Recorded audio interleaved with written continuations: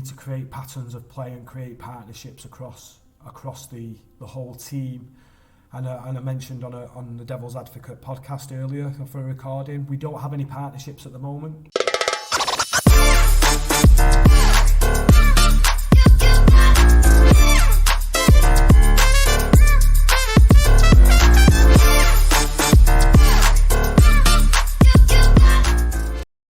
Good day everyone. Just want to bring a video today about our current situation, the upcoming fixtures, and just generally round up how Manchester United looking at the moment from a playing point of view and a perspective.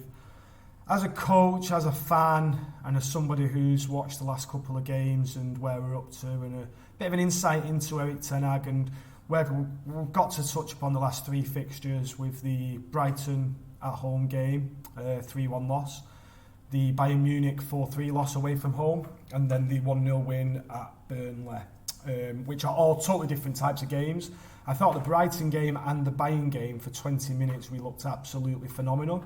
In both games we did, and this is going to be one of the questions I have about Ten Hag at the moment, who I still support. I still think he's the right man for the job, and I still think he's going to develop our players and develop this team, and he gives us the best opportunity to be successful and continue the upward trajectory that we're on. However, the two games that we've lost recently with the Brighton and the Bayern Munich game, after 15-20 minutes, the opposition managers and basically their teams realised where they were not being successful and where they were having issues against us. And at those points, they made changes. And unfortunately, we couldn't react off the back of them. The Brighton game, we didn't react whatsoever. We came out, we didn't look any better at any point, even in the second half. We didn't look like a team that will be pushing for trophies at the end of the season. The Bayern Munich game, we did progress and we looked better in the second half, and he made tactical changes that made us look a little bit better. However, it wasn't enough, and we still lacked a defensive outfit and concentration that wasn't quite there. But then that leads us into the Burnley game, which showed us a little bit different, where we looked like there was tactical changes made throughout the game. Not so much defensively, but certainly in the midfield and how we looked to put on a press, where we looked to put on a press, where we wanted them to play. It worked, and as the game went on, we actually started to look the better team. Yeah, of course, you're away from home, and there was moments during the game where Burnley were on top for 10-15 minutes. It's sad the fact I'm even having this conversation about Burnley being on top in any part of a game away from home or at home or anything really. But yeah, that's just the way it goes at the moment. We're not firing on all cylinders. We've got a lot of players absent. A lot of his new players are absent, and this basically touches upon what I feel is the biggest issue at Manchester United at the moment, and it is the personnel. I believe that the players that we have out on the field at the moment are not players that are going to be playing if we have our best 11 out.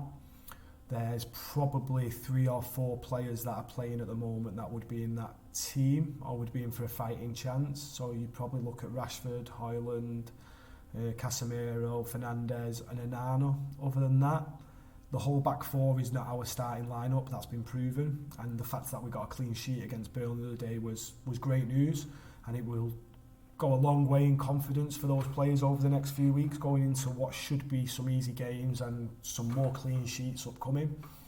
But the thing is, we are not creating those patterns of play up top that other teams are. So Brighton, every time they won the ball, they looked like they were going to open us up, and they did on a few separate occasions. And obviously, we don't look like we have that at the moment. One of the main things for that, for me, is Rashford playing off that left-hand side.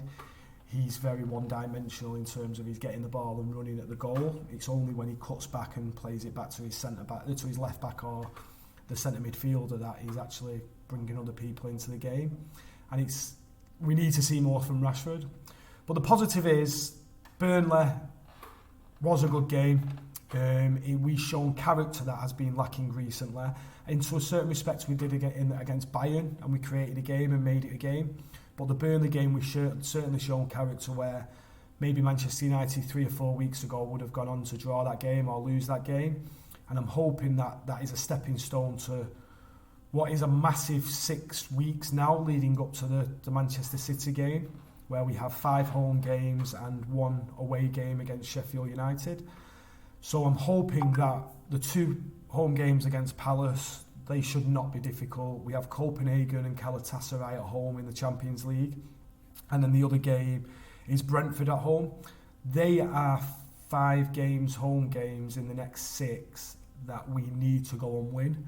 And the reason that I say we need to go and win is because of the shaky start we've had. If we get a point against Bayern, we can probably draw one of them. If we draw against Arsenal and draw against Tottenham, then we could probably go out and draw 1 or 2 of those Premier League games. But unfortunately, due to the start we've had, these next fixtures could end our season. And when I say that it could end our season, if we don't win both the Champions League home games, we're not favourites to go through. If we don't beat Palace on Wednesday in the Carabao Cup, then we're out of the running for that. And we can't be out of the running for that. We can't be knocked out of a competition at this early stage, especially the one that we're defending. So yeah, these 6 games leading up to the Manchester City game are massive for Manchester United. And what it also does is it also gives us a time frame to bring some players back into the team. We'll see Mount coming back in. Obviously, Reguilón's now playing well for Manchester United. Hopefully he can continue. Amrabat will come into that team and hopefully create a better outlet for us. And we'll kind of know what we want to do up top, because at the moment with Garnacho, Palestri, we're not really sure who we want on either side. And while Rashford isn't playing to his capacity, I think there's some question over his head as well. So we have kind of a 5-6 game period before the Manchester City game where we can work out our best 11 and have them fit and ready to play in a way that Ten Hag wants them to play. And as I mentioned earlier, we need to create patterns of play and create partnerships across the whole team.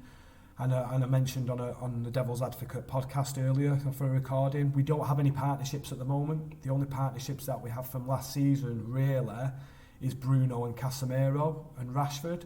They're the only players that were playing and have put a lot of games together that would be in our starting 11. So that left-hand side needs to create a partnership. We've not got Anthony and Wan-Bissaka, which was looking like a fantastic partnership when we were playing well last season, on the ball and off the ball.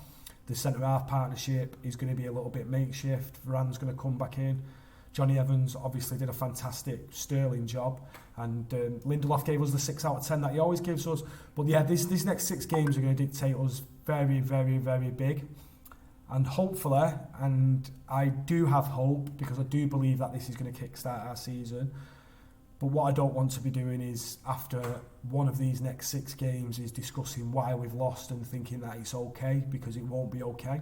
The bare minimum is 6 wins out of 6, and I say that because they are teams that we should be beating, and we should be beating them. If we're not beating them, then we won't be looking at top 4, we won't be looking at the latter stages of the Champions League, we won't be looking at fighting for the FA Cup or the Carabao Cup. We're going to have another season of obscurity like we did 2 or 3 years ago, which would be very disheartening, and then we'd have to question what was happening with Ten Hag.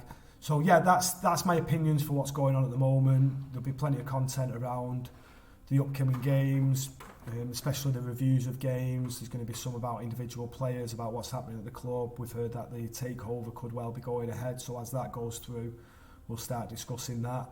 As I mentioned, I'm on the Devil's Advocate. If you don't listen to that podcast and you're a United fan, get on it. It's on BBC Sounds with Joe McGrath and Gaz Drinkwater. We have a good laugh and we talk just Man United. It's great stuff.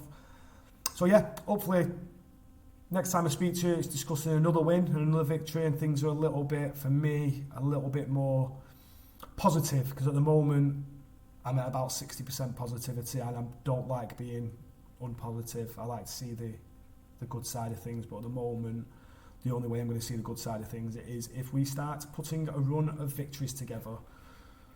Have a good day. If you don't follow the page and you don't subscribe or any of that rubbish, then please do. Please support the channel. Let's get growing together. And get in the comment section. It'll be great to hear off you. And if anybody wants to do a collab and have a chat, let's do it.